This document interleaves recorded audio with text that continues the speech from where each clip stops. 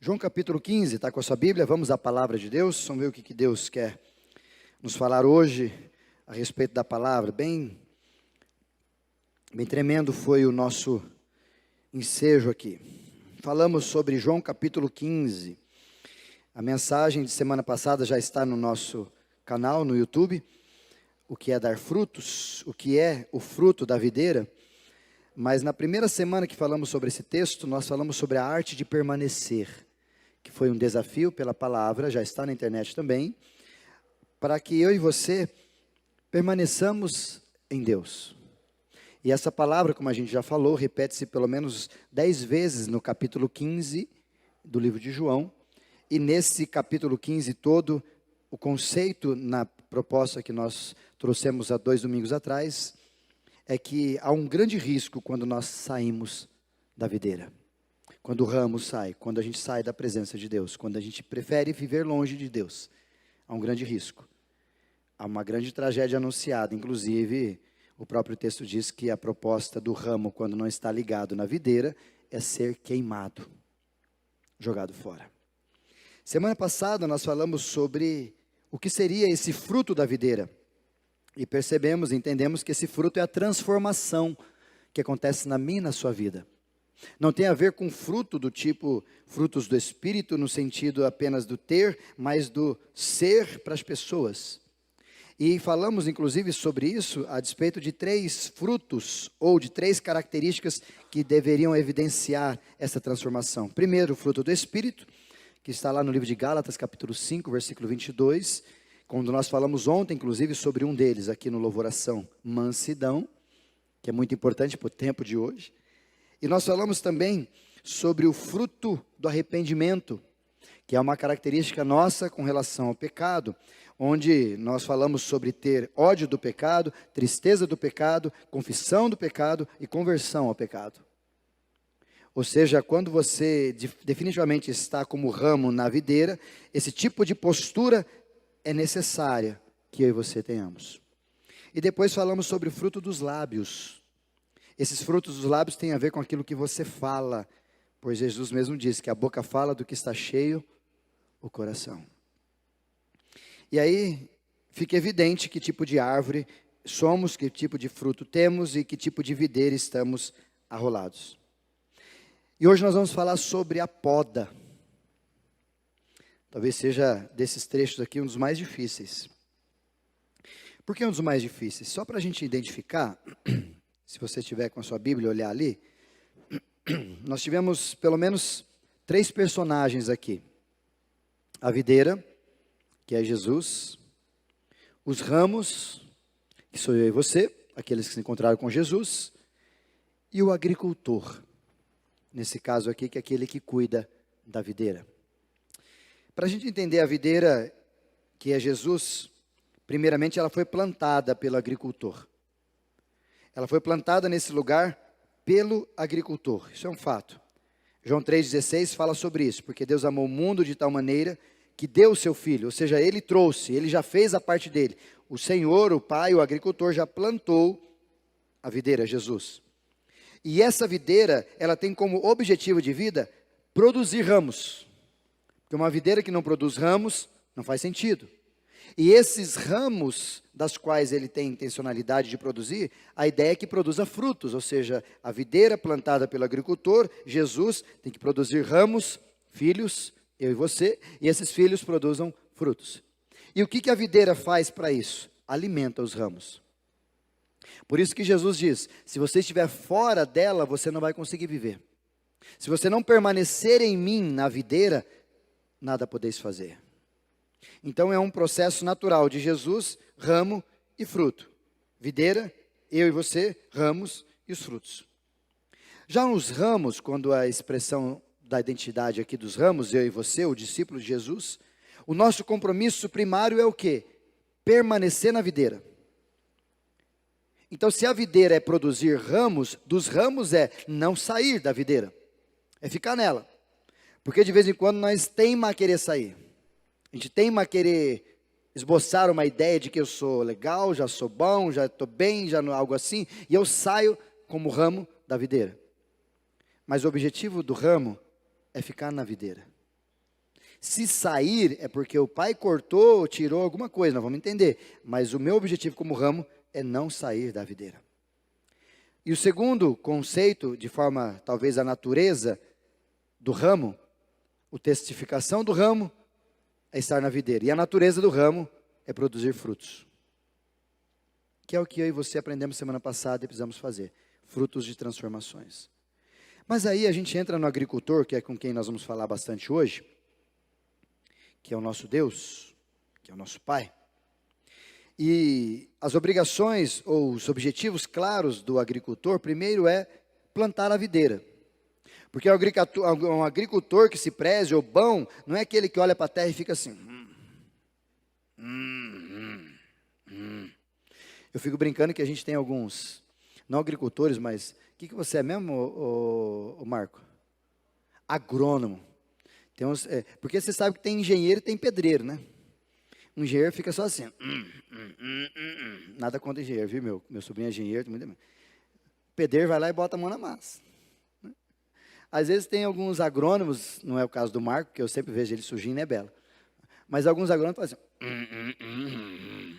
Aí só para nós, Tico, lá fazer os trem, né? Que eles não botam a mão na massa, tem que nós lá fazer.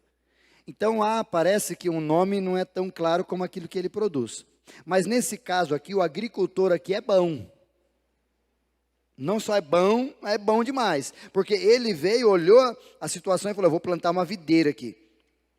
Olhou para a terra e vou pôr uma videira aqui. Jesus. E ao pôr essa videira, segundo a narrativa do texto, quando Jesus nasceu, Jesus foi cuidado por esse pastor, por esse pai, por esse agricultor, por esse viticultor, no caso sendo videira. E ele veio e cuidou dela. Mexeu para lá, mexeu para cá, levou Jesus para alguns lugares diferentes. Por exemplo, se você encontrar no livro de Mateus, a primeira ação de Jesus depois de ser batizado é ser levado pelo Espírito Santo ao deserto para ser tentado. Ou seja, o próprio Deus, o Espírito Santo, conduzindo a videira, Jesus, para ser podada. Vou cuidar dela, vou mexer nela, passar a tesoura nela. E o outro objetivo mais claro do agricultor, além de plantar, além de cuidar, no final de tudo, é colher os frutos. Porque ninguém planta uma videira porque ela é legal. No meu caso, eu não planto uma videira e não tinha uma videira, não tenho uma videira em casa para ter pomba. E a pomba está crescendo, hoje eu falei com ela. Dei nome para ela, é Toninha e Francisca. As duas, não sei se é macho, fêmea, se tem isso, mas é Toninha e Francisca. Hoje cedo fui lá, elas estavam lá, já está maiorzinha. Oi, Toninha. Oi, Chica. Fica assim. O nome da minha avó e da minha mãe. É tudo ali, tudo parente. Mas o objetivo, quando a videira estava lá, não é para a pomba. É para que, no mais exuberante que ela se desenvolvesse, no final eu pudesse pegar uma uva do próprio pé, sem agrotóxico, sem nada, que eu não passo nada lá, e pegar e... Que delícia de uva. Então, o agricultor, ou quem planta a videira, ele tem alguns objetivos. Primeiro, plantar. Segundo, cuidar. E terceiro, colher frutos maravilhosos dela. E a gente observa que quando Jesus estava passeando por um lugar, ele viu uma figueira. E ele olhou aquela figueira, e a figueira, já falamos sobre isso aqui, ela estava cheia de folhas, e a figueira é diferente. Ela dá folha, porque já deu fruto. No nosso caso, a videira dá folha, e depois dá fruto. No caso da figueira, o fruto, e depois a folha. E Jesus olhando aquilo lá, de longe, falou, nossa, tem uma figueira, vamos lá comer. E Jesus foi lá comer. Chegou lá, não tinha fruto. Jesus ficou o quê? De boa, figueira. Acontece. Foi isso que ele fez? Amaldiçoou a figueira. E disse declaradamente, nunca mais sairá nada de você. E a galera, os presbíteros, os discípulos ouvindo isso, beleza, tal, foram embora. No outro dia passaram, a figueira estava como? Seca. Mas por que Jesus fez isso com uma arvorinha? Jesus faz isso não com aquela arvinha apenas, mas ele fez isso para mostrar para nós, para a gente entender, que há uma expectativa quando a gente se encontra com uma árvore frutífera. Por isso que na semana passada nós falamos sobre isso, que o objetivo claro do ramo ou é dar fruto ou é ser queimado. E quando Jesus olha para mim, para você, quando sendo videira e produzindo os ramos e os ramos não produzem fruta alguma, o agricultor chega perto e ele dá aquela olhada naquela videira e fala: opa, preciso trabalhar. E aí entra o que Jesus diz no versículo 2 que eu quero que você lê. Coloca para mim, João 15, versículo 2, por favor. Atente a sua Bíblia, o que diz esse versículo, vamos ler aqui juntos na projeção. Olha o que diz. Não, João 15, meu querido. Isso. Todo ramo que estando em mim não dá fruto, ele corta. E todo aquele que dá fruto, faz o que tem que ser feito, ele poda, para que este dê mais fruto ainda. Vou deixar esse texto aí por enquanto, sempre deixa aí, por favor, André, que nós vamos voltar várias vezes nesse texto. Algumas considerações aqui antes da gente entender e passar por coisas bem práticas, que eu preciso fazer você ler esse texto de forma muito mais contundente e precisa e profunda. A primeira palavra que nós temos ali é cortar. E a segunda é podar. Airó, cortar no grego. E essa palavra, para algumas pessoas, eles têm uma ideia do seguinte, não sei se você já leu esse texto assim, você que é um pouco mais antigo de igreja. O que o texto está dizendo é que aqueles que não dão fruto, Deus corta e manda embora, ou seja, perde a salvação, vai para o inferno, porque vai queimar. Em queimar é inferno, então vai para Beleléu. Então, numa primeira interpretação, a ideia às vezes é o quê? Se você não dá fruto, se você está na videira, mas não dá fruto, corta. Por que corta? Porque perdeu a salvação. Essa é uma linha interessante de se pensar, mas ela não tem contundência na Bíblia. E não só não tem contundência na Bíblia, porque a própria palavra de Deus vai falar muito claramente sobre essa questão de perder a salvação. Por exemplo, João capítulo 6, o mesmo evangelho, João capítulo 6, versículo 39, por favor, André, me ajuda, João 6, 39, olha o que diz o texto.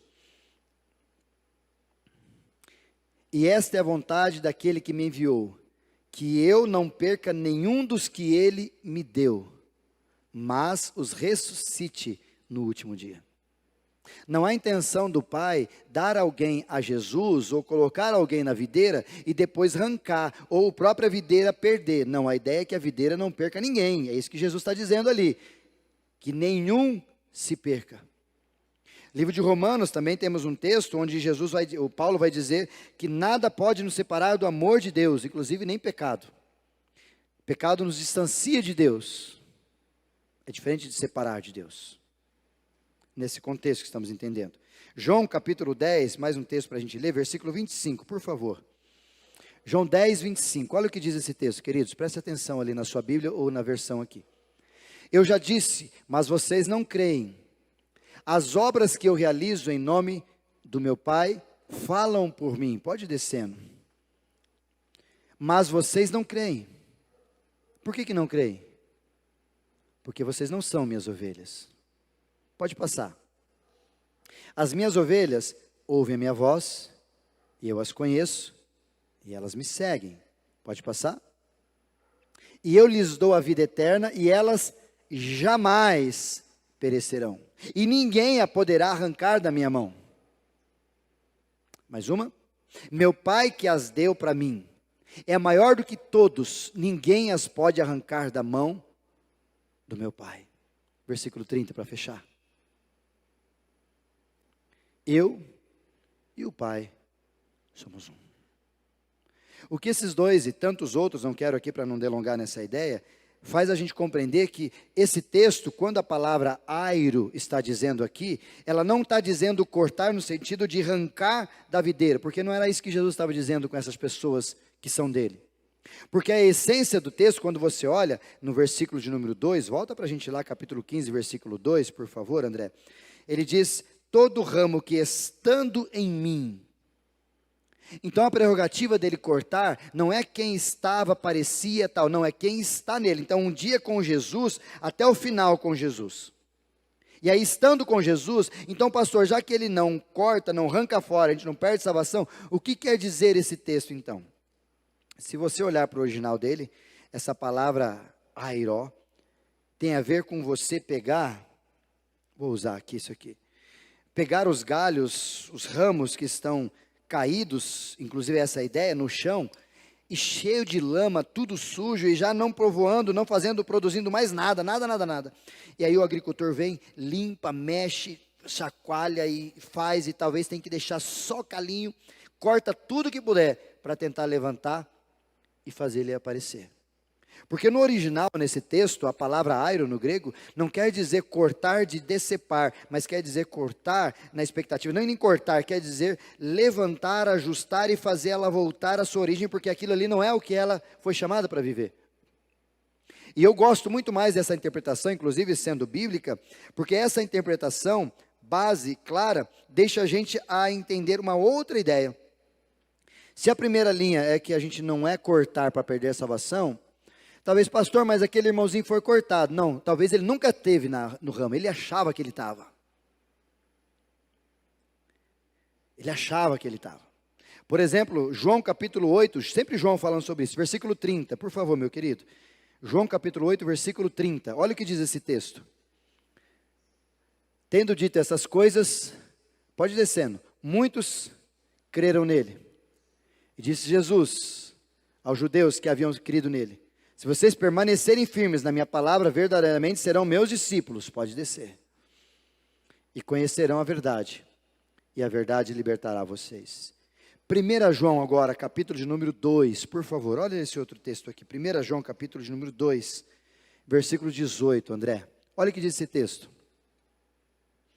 Filhinhos, esta é a última hora, e assim como vocês ouviram que o anticristo está vindo, já agora muitos anticristos têm surgido. Por isso sabemos que esta é a última hora. Pode passar. 19. Eles saíram do nosso meio, mas na realidade não eram dos nossos. Pois, se fossem dos nossos, teriam permanecido conosco. O fato de terem saído mostra que nenhum deles era dos nossos. Então você tem 3 linhas. A primeira linha de raciocínio desse texto, da primeira palavra do corte, volta lá para mim, André, por favor, é que corta e manda embora e perde a salvação. Não é bíblico. Não creia nisso. E as outras duas são muito mais plausíveis para você entender. A primeira, de trás para frente, como a gente já falou, é essa, que a pessoa acha que é, mas nunca foi.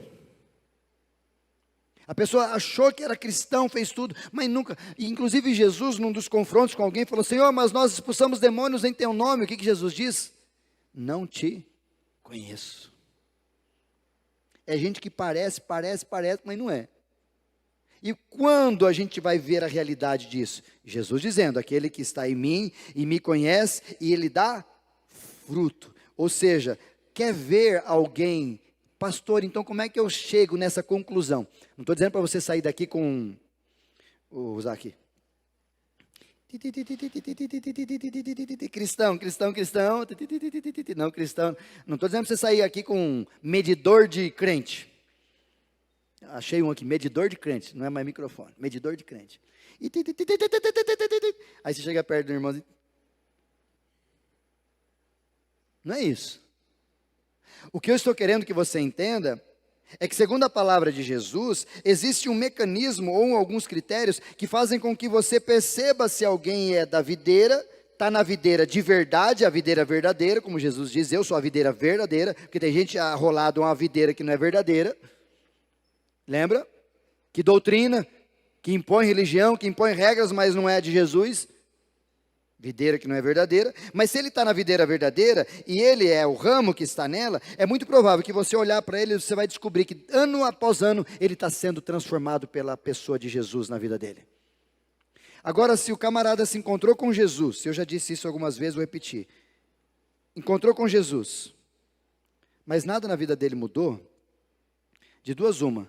Ou ele não encontrou com Jesus, ele achou que era Jesus, mas era Jeremias, era Josué, era João, era qualquer outro, mas não era Jesus de Nazaré. Ou ele não entendeu o que é encontrar-se com Jesus de verdade. Por isso que todo encontro com Jesus vai gerar fruto. Por isso que a terceira e última proposta nessa questão do texto, se a primeira é que não era mesmo, é que não é cortado, não perde salvação. A segunda é que o camarada não era, ele achou que era, mas ele não era. Ou achou que era convertido, mas não era convertido.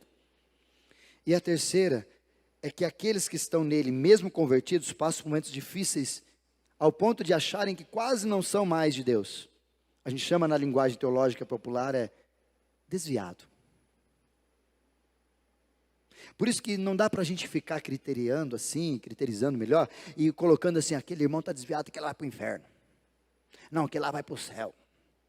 Se tivesse na sua mão, a gente mandava um monte, não mandava? Fazia listinhas que céu, inferno, sobe, desce. Espera aí que já converso com você, depende dessa semana. Sobe, desce. Patrão, sobe, desce. Né, Didi? Essa semana nós vamos ver. Essa semana o patrão sobe. Ah, glória, deu aumento. Miserável, essa semana o patrão vai para o inferno. A gente vai mandando todo mundo para todo lado. Sobe e desce, o dia inteiro, semana inteira. E se você estivesse do outro lado, na lista, e Jesus estivesse com a videira, ela falou, opa, está aqui. Olha lá. Não nos cabe saber quem sobe e quem desce. Mas pelos frutos você conhece a árvore. Então é muito comum e é muito importante nós termos essa consciência de responsabilidade. O fruto que você demonstra, a transformação que é gerada na sua vida, vai dizer se você é de Jesus ou não é.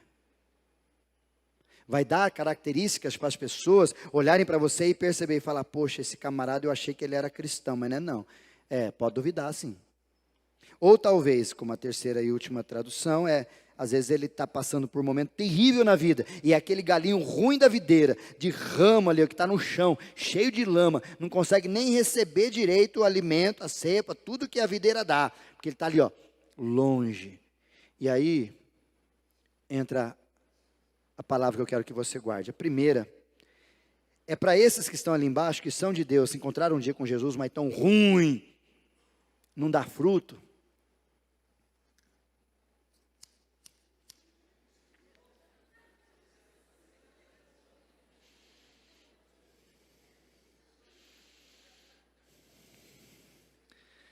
Ele poda.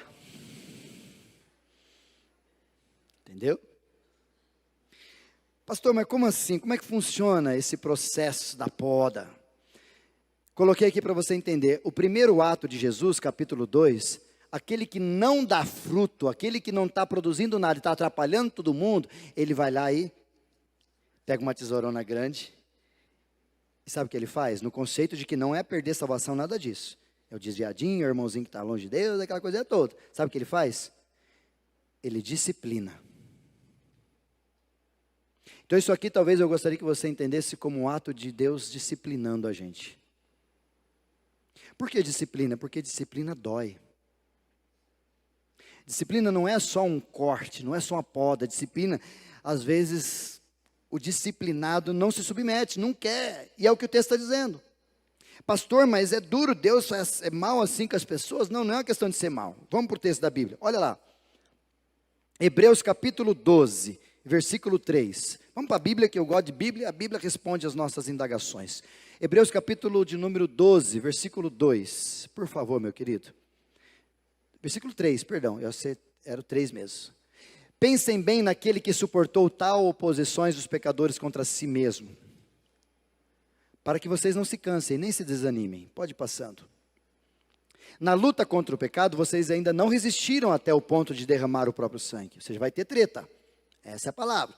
Vocês se esqueceram da palavra de ânimo que ele dirige a vocês como filhos. E ele diz, meu filho, não despreze a disciplina do Senhor, e nem se magoe com a sua repreensão. Então o pai disciplina. Não só disciplina, pois o Senhor disciplina quem? Quem ele ama. Os pais aqui vão entender muito claro, os filhos talvez não, mas quando virar pai, entende o que é a disciplina do pai. Eu uma vez apanhei do meu pai, que eu estava tirando racha de mobilete. Nossa, não podia falar, né? Ai, meu Deus. Pastor, que absurdo. Você, eu. É nós, adolescentes. Comia ovo e tirava racha de bicicleta, de mobilete. Fazia essas bagunças. Vai dizer que você não sabe que Jesus fazia cocô mole. Nunca passou pela sua cabeça que ele foi beber e fez cocôzinho mole. Brincaram uma vez, pastor, será que Jesus soltou pum? Falei, óbvio. Ai, que blasfêmia. Ué, não foi uma criança, não foi um bebê, não é um bebezinho que está aqui com a gente, não faz algumas coisas até não arrota. Então o pastor também, normal, tirava racha, mobilete. E um dia meu pai pegou, descobriu, chegou em casa, ó, tirou a cinta assim, não sei se seu pai faz isso ou já fez, ele dobra a cinta no meio e faz assim, tá, fez isso? Jesus, fazia tá, a perna fazia assim, ó, tá, a perna fazia junto. Porque ele, tem que ter jeito, eu tentei, eu aprendi, porque eu estou louco para pegar meus filhos. Aprendi, agora é minha vez. Mas ele dobra a cinta assim no meio e vai, e a hora que ela volta, a cinta faz aquela curvinha, né? A hora que você bateu, pá, estremecia a casa, assim, as perninhas mexiam. Aí meu pai me bateu e me disse, eu e meu irmão, nós dois sempre apanhava junto, aprontava junto. Silvino, Silvano, Silas, Dona Bia, assim, né? Fia, assim, né? Mera coincidência, né, neguinho? Meu pai me bateu, aí ele disse exatamente isso, eu não estou batendo porque não te amo, mas estou batendo porque eu te amo. Porque eu prefiro que você apanhe de mim aqui em casa e saiba por quê e haja disciplina do que você apanhar da polícia lá fora e dos bandidos e fique preso. Meu pai me disciplinava porque ele me ama. E às vezes a gente, não, mas Deus não me ama porque faz. Não, porque Ele ama. A motivação para a disciplina é amor. E castiga todo aquele que aceita como filho. Ou seja, se você vai entrar na parada de ser filho de Deus, entenda, algumas coisas Deus vai te dar no meio. Porque Ele gosta? Não, porque Ele te ama. E segundo, porque você precisa. Vamos continuar o texto? Olha lá. Suportem as dificuldades, recebendo-as com disciplina, como disciplina. Ou seja, algumas dificuldades são disciplinas de Deus. Algumas disciplinas de Deus são formatos de dificuldade para você. Deus os trata como filhos. Ora, qual filho que não é disciplinado por seu pai? Hoje em dia tem uns montes. Tem uns padas aí que vai dar um trabalho para a policiaiada. Mas isso é hora para um outro momento. Vamos continuar o versículo 8. Se vocês não são disciplinados, e a disciplina é para todos os filhos, então vocês não são filhos legítimos, mas sim ilegítimos. Olha que conceito isso aí para a gente pensar para frente. 9. Além disso, tínhamos pais humanos que nos disciplinavam, e nós nos respeitávamos. Quanto mais devemos submeter-nos ao Pai dos Espíritos, para assim vivermos. Pode descer? Nossos pais nos disciplinavam por curto período, segundo lhes parecia melhor, mas Deus nos disciplina para o nosso bem, para que participemos da sua santidade. Para fechar, versículo 11. Nenhuma disciplina parece ser motivo de alegria no momento, óbvio. Quem diz, uau, papai está batendo em mim, mamãe. Eu não saía de lá, ai que alegria, papai me bateu, uau, que delícia. Não foi assim. Nossa, eu ficava bravo com meu pai. Bunda marcada, de cinto. Ainda bem que ele não virava a fivela, né? Mas tinha uns pais que erravam, batia a fivela e tum, passou a fivela. Mas no momento não era bom, era triste. Mais tarde, porém, produz fruto de justiça e paz para aqueles que por ela foram exercitados. Isso é exatamente o que meu pai fez no dia que me bateu quando estava tirando racha de mobilete. Hoje eu sou pastor. Talvez se meu pai não tivesse feito o que fez, hoje eu não sei o que seria. Por isso a ideia, produz fruto de justiça, mais tarde, e paz para aqueles que por ela foram exercitados. Hoje eu olho para o pai, valeu pela cintada. Doeu, mas valeu. Valeu. Por isso, existem alguns graus de intervenção de Deus a partir da disciplina. Presta atenção. Volta no versículo 5 para mim, por favor. Hebreus 12, 5. Hebreus 12, 5. Primeira forma de Deus nos repreender, ou disciplinar melhor, é repreensão. Vocês esqueceram da palavra de ânimo que Ele dirigia a vocês, filhos. A primeira forma de Deus disciplinar a gente é quando Ele dá uma advertência verbal para nós. Por exemplo, no domingo você escuta um monte. Inclusive aqui nesse púlpito. Ó, não é assim, cuidado. É Deus dizendo, vai. A segunda forma de Deus nos repreender está no versículo 5 ainda, quando ele diz: filho, não despreze a disciplina, nem se magoe, porque agora já chegou no outro caminho. O primeiro caminho é, filho, não faz isso. Aí você vai lá e faz. Aí o pai, vou usar um exemplo para você entender. Estamos na mesa, almoçando, e o pai ali, e o Isaías aqui, o Góis ali, o Isaías aqui, o pai, filho, não faz isso. Aí o filho vai lá e, eu faço porque eu quero, você não manda em mim, não tem assim de filho. Aí eu faço, o pai olha para mim e repreendeu a primeira vez. A segunda vez, reprovação. Filho, vai para o quarto, a gente vai conversar depois. Então ele tira você do ambiente para fazer um ato de reprovação. E normalmente a gente fica magoado com a repreensão do pai, né? Então às vezes ele vai pegar a gente que está lá como ramo e ó, eu te avisei várias vezes, você não quis. Agora nós vamos ter que conversar lá no quarto. E quando meu pai falar, vai para o quarto, nós já vamos conversar, nossa, você é miudinho. E meu pai passou uma fase de fazer coisas que eu aprendi. Não é mais bater, é falar. E ele falava de uma profundidade que pegava dentro de mim, assim, que doía tudo, tortava. E eu falava, não era melhor ter batido? Doía menos do que o senhor dar umas faladas dessa na minha orelha. Mas eu estava crescendo, eu precisava parar de apanhar para precisar aprender a ouvir a verdade. E aí o terceiro e último, no versículo 6, olha ali. O Senhor disciplina quem ama e castiga aquele a quem Ele quer para filho. Que é a primeira repreensão, a segunda reprovação, a terceira e última é açoite.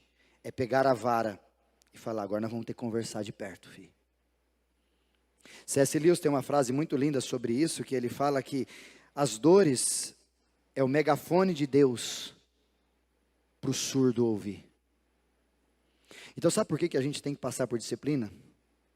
Porque a gente não tem consciência de obediência. Porque a gente não se atenta às palavras, aos cuidados, às orientações, e a gente vai fazendo como a gente quer, e no final das contas a gente vai sofrer como aquela poda, ou como aquela árvore, melhor, a videira e os ramos, que fica lá cheio de pó, cheio de lama, e não consegue fazer nada, e o agricultor olha para aquilo e fala, eu preciso dar um jeito nesse trem. Aí ele pega a arma da disciplina, e vai tratar com você. E disciplina dói, irmão. Quando Deus começa a mexer na gente, falar, estou mexendo, estou trabalhando, isso dói. Já vamos entender qual a diferença entre disciplina e poda na vida real. Já a poda, para vocês entenderem um pouco mais leve, é assim. Ai que bonitinho. Já entendeu qual é o melhor caminho para ficar, né? Já caiu a ficha, né? Quando a gente fala da poda, a gente precisa entender que a poda de Deus, ou a ação de Deus sobre a nossa vida, que é olhar os ramos e perceber que o ramo não está fazendo o que tem, então no momento oportuno, tanto que várias árvores têm que ser podadas. Cada espécie no seu jeito, da sua forma e no seu tempo. E a videira, naquele dia, precisa ser podada na média do inverno, ou entre as estações ali e tal. Vou ter que fazer isso na minha lá. E podar, se você atrasa tudo, enfim. Mas você vai lá e poda, e as folhas, por mais que sejam bonitas, quando eu podei a primeira vez a videira lá em casa, gente do céu, eu olhei e falei, nossa, matei a miserável. Tá tão bonito. Não, estava bonito, mas era hora de podar. Era hora de arrancar as folhinhas, cortar certinho com a ferramenta que só o agricultor tem, e ele vai mexendo, e ele vai podando, tirando, deixando às vezes feia aos olhos humanos. Mas daqui a pouco você começa a ver e fala, nossa, como ficou diferente, como ficou bonita. Por isso que poda é necessário demais para a planta, e nesse caso é necessário demais para mim e para você. Olha o que diz Tiago, capítulo 1, versículo 2. Se disciplina é Deus cuidando, poda é diferente. Poda é Deus dando provação. Poda é você tendo um patrão diferente. Poda é ter tendo um funcionário, um amigo de trabalho legalzão. Poda é você tendo circunstâncias da vida que te tiram do sério, são provações. Meus irmãos, considerem motivo de grande alegria o fato de passarem por diversas provações. Como assim, Senhor? Agora, quando você entende que Deus, pelas provações, está podando você, porque Ele está pensando no seu futuro, aí você fala, opa, aí você entende. Ah, Deus está me podando porque Ele tem algo maravilhoso para fazer sobre mim e através de mim. Por isso que poda é boa. Poda é bom. Poda é maravilhoso você ser podado por Deus. É que nós não gostamos. Vamos continuar o texto. Pois vocês sabem que a prova da fé de vocês, a partir da provação, produz perseverança. O que Deus está querendo dizer para nós nesse texto de Tiago é que as provas são normais, são variáveis, são passageiras, mas elas têm um elemento pedagógico, que é ensinar a mim e a você, quando passamos pela prova, a olhar de forma diferente pela vida.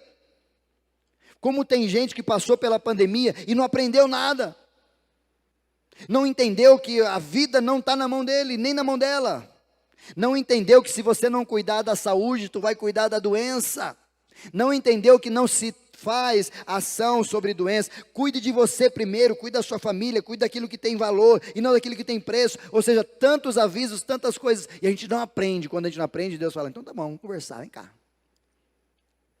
E vai passando a tesoura em nós, vai podando nós, vai tirando daqui, dali. Fala, Senhor, mas isso aí era bom. Eu sei, por isso mesmo, está te atrapalhando, tuque. Ah, Senhor, mas... O grande problema aqui, antes da gente entrar nos 3 pontos fáceis, rápidos e práticos para você guardar, é o quê? Quem usa essa ferramenta de poda é o agricultor, não é a videira e nem a fruta. Então, Deus não te dá, talvez você vai entender errado isso que eu vou dizer, mas assimile e guarde. Deus não te pergunta se você quer ser podado. Deus nem te dá o direito de participar disso, porque você não é agricultor, você é ramo. Ramo não sabe fazer nada e nem podar nada. Ramo é ramo. Mas Deus, que tem como objetivo, como nós falamos, do agricultor, de olhar para a videira, para os ramos e ver fruto, Ele poda porque Ele sabe o seu futuro. E por causa do futuro que Ele já sabe que você precisa e vai viver, e Ele tem para você, Ele precisa passar a tesoura na gente. E quando eu olho, não pelo lado do agricultor, não na dependência do agricultor, que é bom demais, e não na certeza de que ele está fazendo o melhor para mim, eu olho do outro lado e falo, não, Senhor, não faz isso. Aí eu fico brigando com as podas de Deus. E esse é o pior momento que a gente tem na vida, brigar com as podas de Deus. Deus faz assim com a tesourinha na gente, a gente faz, passou. Aí a gente fala, sabe o que? Ainda espiritualizando, era Satanás. Deus, que Satanás, rapaz, sou eu, estou tentando cortar você aí, você está ruim. Aí vai de novo a tesourinho, desviei de novo, não pega eu não, Satanás. Satanás não, irmão, Satanás está lá só olhando, tontinho. Deus tem grandes coisas para fazer, Ele não está deixando ser podado. Sabe por que Deus poda a gente? Deixa eu dizer para você. Talvez faça sentido para você essas frases e esses textos. Primeiro, Deus poda a gente para tratar com o nosso orgulho. E a poda de Deus não está dizendo que Ele tira coisas ruins, está dizendo que Ele tira coisas ruins, tira coisas boas, tira as coisas que você alcançou, tira coisas que você não alcançou, tira tudo, esquece esse negócio. A poda de Deus é tirando aquele irmãozinho. Deus me podou tirando aquela irmã que estava namorando, é poda, não é poda não, irmão. Às vezes é, às vezes não. Então a poda não tem a ver com ser bom ou ser ruim. Poda é poda, pode estar sendo bom ou ruim. É o agricultor que sabe que mal que está fazendo aquilo lá para você.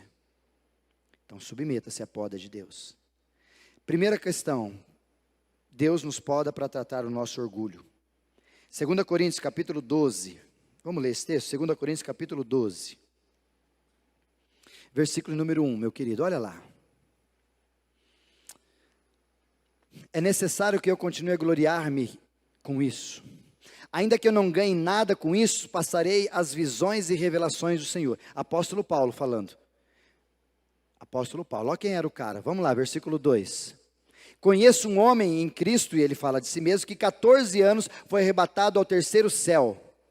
Se foi no corpo ou fora do corpo, não sei, Deus o sabe. Paulo estava descrevendo aqui, fazendo uma narrativa maravilhosa, não colocando ele, mas sabemos que o tal é, porque ele demorou todo esse tempo, 14 anos para acertar, ajustar, podar, ser podado por Deus, para depois ir para o ministério. Então Paulo não foi chamado ali no caminho de Emaús, não, estou com o caminho de Emaús na cabeça, na região de Damasco, obrigado, ixi, eu estou confundindo toda a cidade. Em Damasco, caiu Jesus, se levantou, Ananias foi lá, curou, ficou cego, já agora enxerga de novo, agora vai para o ministério. Não, 14 anos, sendo podado por Deus. E aí depois, eu sei que esse homem, se no corpo ou fora do corpo, não sei, mas Deus o sabe. Pode ir passando, versículo seguinte. Foi arrebatado ao paraíso e ouviu coisas indizíveis, coisas que ao homem não é permitido falar. Ó, o cara estava, imagina... O que mais? Nesse homem me gloriarei, mas não em mim mesmo, a não ser em minhas fraquezas. Olha aí, começa a entender o texto. Mesmo que eu preferisse gloriar-me, não seria insensato, porque estaria falando a verdade. Evito fazer isso para que ninguém pense a meu respeito, mais do que em mim mesmo. Vê ou em mim mesmo, ouve-se. Pode passar. Para impedir que eu me exaltasse, me orgulhasse, por causa dessa grandeza de revelações, foi-me dado um espinho na carne, um mensageiro de Satanás. Uma vez uma pessoa falando assim, para me dar grandeza das revelações, foi-me dado um espinho na carne. Ele atualizando para a vida dele. Um mensageiro de Satanás, barra sogra. Aí você pode colocar a barra que você quiser, barra sogra, barra patrão, barra funcionário, barra vizinho, barra não sei o quê. Tudo ali, para me atormentar. Provações. E tudo isso para quê? Pode passar o versículo 8. 3 vezes eu roguei ao Senhor que me tirasse, deixasse ele fora. O que Deus respondeu? O que Jesus falou para ele? Vamos lá, versículo 9. Mas ele me disse, minha graça te basta, e ela é suficiente para você. Pois o meu poder se aperfeiçoa na sua fraqueza. Portanto, eu me gloriarei ainda mais alegremente em minhas fraquezas, para que o poder de Cristo repouse em mim. Versículo 10, bem conhecido.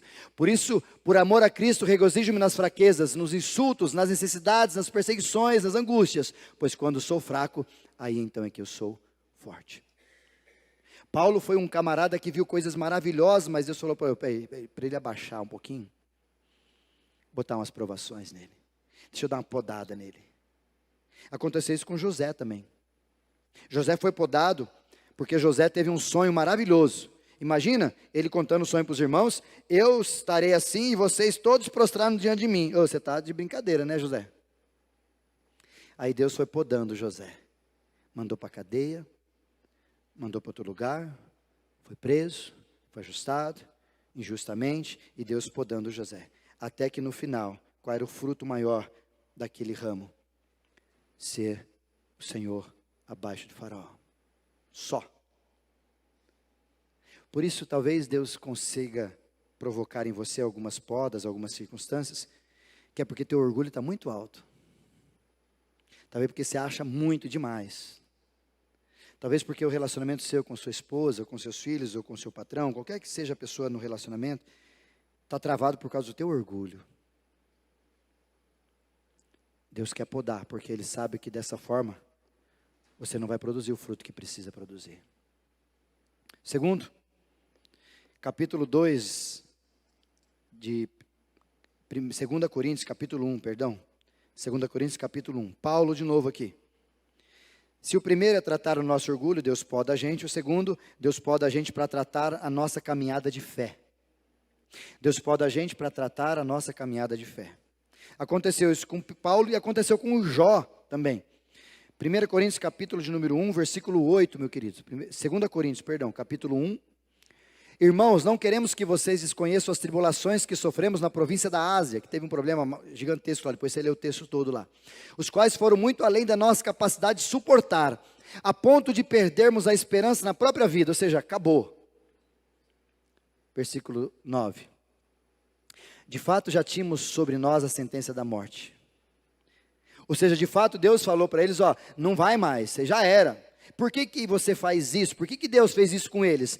Para que não confiássemos mais em nós mesmos, mas em Deus, que ressuscitou os mortos. Às vezes a poda de Deus em mim e você é deixar você até perto de um leito de morte para dizer, agora você vai confiar em mim ou você vai continuar confiando no que você acha que é bom? Às vezes Deus confronta com a poda dele na nossa vida para mostrar que a nossa caminhada de fé está ridícula, está horrível, a gente não acredita do jeito que a gente fala, a gente acredita em outras coisas, e o que a gente fala não é a verdade, porque acontece coisa assim, a gente perde totalmente o controle da história. Aí de vez em quando Deus fala assim, ó, eu tive que deixar essa sentença acontecer sobre vocês, para que vocês parassem de confiar em vocês mesmos, e começassem a confiar em Deus. Talvez aqui fique a dica. Se eu fosse você, eu confiava em Deus mais rápido do que você está fazendo. Para você não precisar passar por momentos terríveis da vida, como poda, e Deus tratando você até a hora de você falar, pai, entendi. Aconteceu com Jó. Jó foi assim, passou por momentos terríveis, mas no final Deus sabia o que tinha para ele. E ele entendeu que Deus tinha coisas maravilhosas para Jó. Talvez você, na sua caminhada de fé, está precisando que Deus chegue, ou Ele está fazendo isso com você, mexendo, cortando e cortando, porque talvez a sua caminhada de fé está, a sua base de confiança está em você, no que você pode, no teu plano de saúde, no teu dinheiro no banco, ou qualquer outra coisa assim. E por último, para a gente fechar, talvez Deus possa usar da poda sobre mim e sobre você, para que a gente possa florescer, dar mais frutos. Ou seja, Jesus às vezes poda a mim e a você, e se utiliza dessa ferramenta que eu estou aqui, para às vezes mexer comigo e com você, para que a gente produza e se torne cada vez mais parecido com Ele. Mas a evidência para que essa poda seja real é o quê? É você estar, permanecer nele, para que você dê mais fruto. Ou seja, quanto mais Ele poda, quanto mais nele você está, mais parecido com Jesus você vai se tornar. E como que a gente reconhece uma poda diferente de uma disciplina? Primeiro, a poda é aquela dor imerecida, que não tem relação com o comportamento. Você sabe que você não fez, e que você está passando por aquilo, é poda. E você sabe muito bem, que tem coisas que você fez, e que se não é poda, isso é disciplina. Segunda consideração para você guardar, como identificar uma poda. Normalmente poda não acompanha explicação. A gente enche de por quê, mas a gente se acalma dizendo, opa, não tem explicação. Poda não tem explicação. Disciplina tem. Inclusive dizendo, ó, você lembra aquele dia? É por isso. E terceiro e último, a poda acompanha a paz. Quando o ramo está permanecendo na videira. Ele entende que é Deus trabalhando, Deus tratando, ele fala, está doendo, mas eu sei que o meu Redentor vive, e eu sei que vai acontecer no final dessa história. Deus sempre cuidando da gente para dar mais fruto. Por isso, para você ouvir, refletir e agir. E a gente finalizar. Lembre-se, Gálatas 6:7.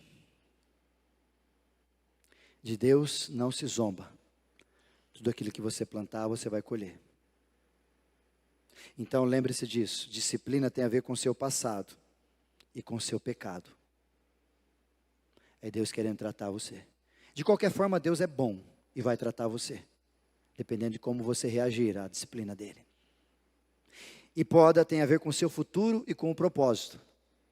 E Deus continua sendo bom, e Ele vai fazer isso para o teu bem, porque Ele continua amando você. Então, qualquer que seja a disciplina ou poda, é amor de Deus sendo ministrado sobre nós. Agora, se eu quero poda, se eu quero disciplina, é uma atitude que demanda o meu comportamento. De Deus não se zomba. Se você plantar, vai colher. Segunda verdade para você guardar. Como que você tem reagido à poda de Deus? Tem resmungado?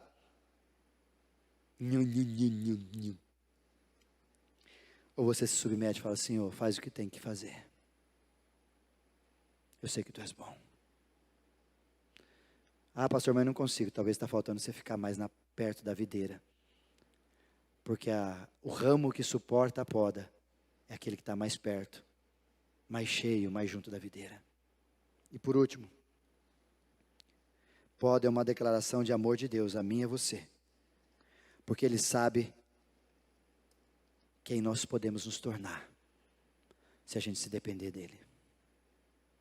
Então fique em paz se Deus está podando. Fique em paz se Deus está mexendo, é para o teu bem, é para o bem de quem está perto de você, é para o bem da nação, é para o bem de todos, inclusive para o objetivo de Deus ser concretizado na sua vida.